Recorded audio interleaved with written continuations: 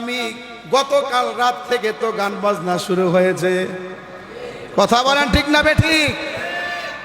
এইটা মুসলমানের পরিচয় হতে পারে? কারণ ইমানদার রমজান মাসে রোজা রেখেছে, ইমানদার রমজান মাসে তারাবির নামাজ পড়েছে, ইমানদার রমজান মাসে সেহরি করেছে, ইফতার করেছে। এই মুসলমান কিভাবে ঈদের আগের দিন গান বাজনা রইয়া সমাজের মধ্যে গান বাজনা সৃষ্টি করেছে? আপনার এই এক মাসের আমল নামায় কোথায় গিয়েছে? আপনি একদিনে তো সবকিছু খুঁয়ে ফেলছেন, কথা বলেন ঠিক না বেঠিক? কারণ গান বাজনা একদম হারাম। সেই কারণে আল্লাহ পাক বলেছে আপনি রোজাদারের জন্য আজকের ঈদের দিনটা আল্লাহ পাক স্পেশাল পুরস্কার দান করবে। আপনি গান বাজনা করেছেন, যেটা হালাল সেইটাকে আপনি হারাম করেছেন, আপনার আমল নামার মধ্যে সওয়াব কিভাবে যাবে? কারণ ইসলাম এত সহজ, আপনি মানতে হবে। আপনি যদি আজকে গান বাজনা না কইরা নাতে রাসূলের সাংস্কৃতিক অনুষ্ঠান করতেন, এইটার মধ্যে আল্লাহর রহমত সৃষ্টি হয়ে যেত, কথা বলেন ঠিক না বেঠিক? কারণ যুবকরা যদি এক হয়ে যাইত, আজকে সমাজের মধ্যে গান বাজনা বন্ধ হইয়া নাতে রাসূলের প্রোগ্রাম হয়ে যেত, কথা বলেন ঠিক না বেঠিক?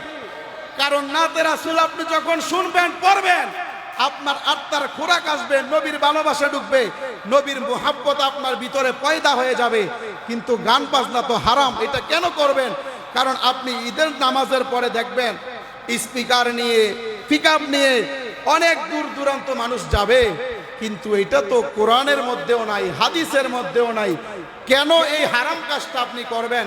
কিন্তু আমরা তো উচিত কথাটা বলি, যে কারণে গায়ে লাগে। কিন্তু কারো মনে কষ্ট, কথা বলেন, কারো মনে কষ্ট আছে? ঠিক না বেঠিক?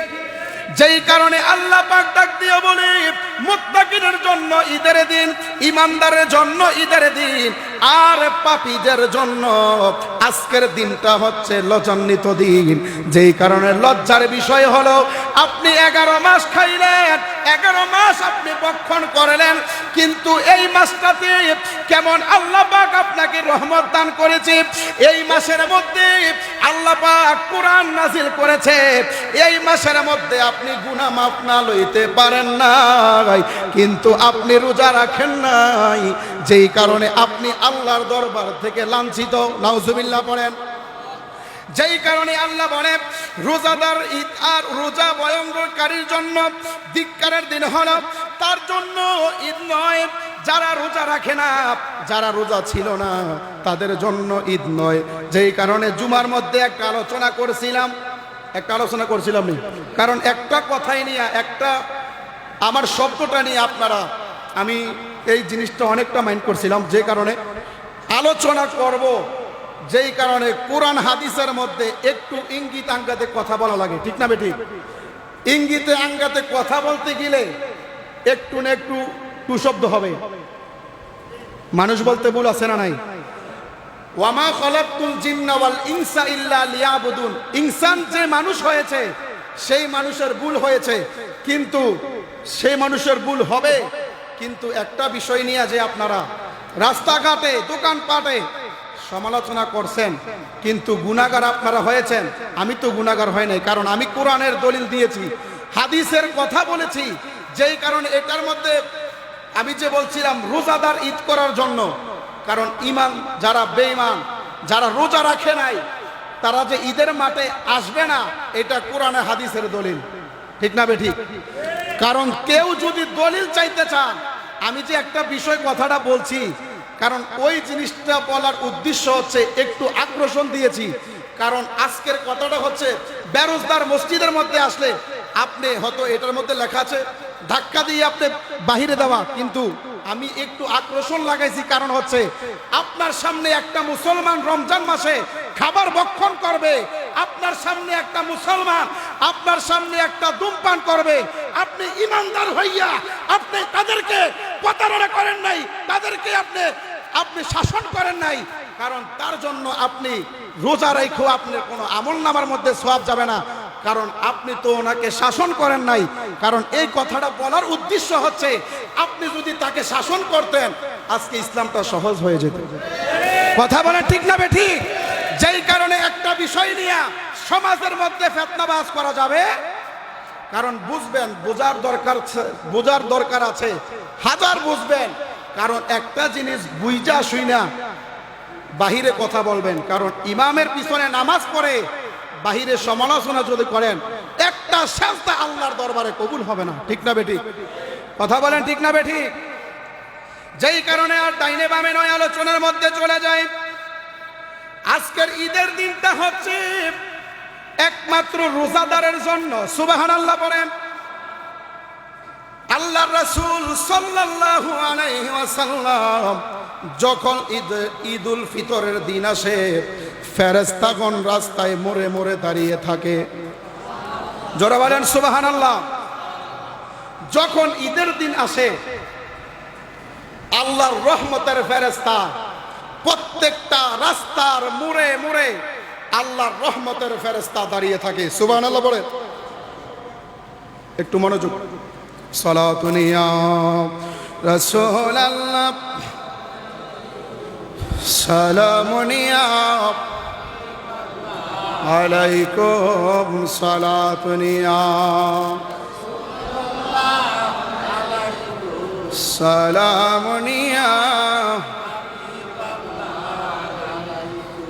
কথা মনোযোগ আছে না নাই? যেই কারণে ঈদের দিন আল্লাহর রহমতের ফেরেশতা ওই রাস্তার মোড়ে মোড়ে দাঁড়িয়ে থাকে। কেন? আহ্বান করে, হে মুসলমানগণ, তোমরা আল্লাহর সন্তুষ্টির জন্য লাভের দিকে এগিয়ে আসো। জোরে বলেন সুবহানাল্লাহ। আজকে যে ঈদুল ফিতরের নামাজ পড়তে আসলেন, লাভ না লস? কথা বলেন, লাভ না লস?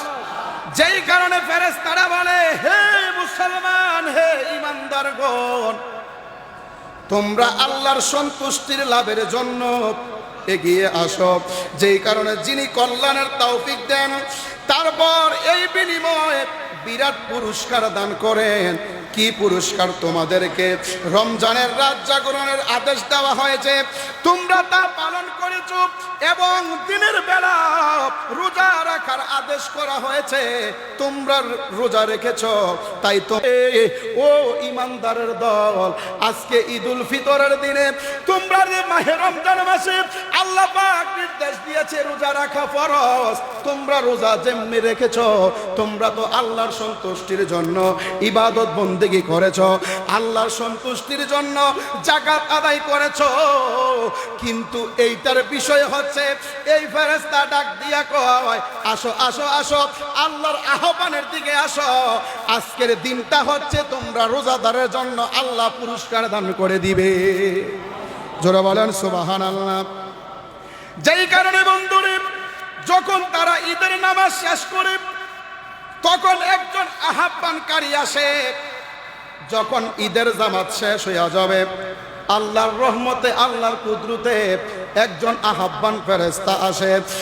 আহ্বান ঘোষণা দিয়ে জেনে রাখুন কি বলে, তোমাদের প্রভু তোমাদেরকে ক্ষমা করে দিয়েছে। আল্লাহু আকবার।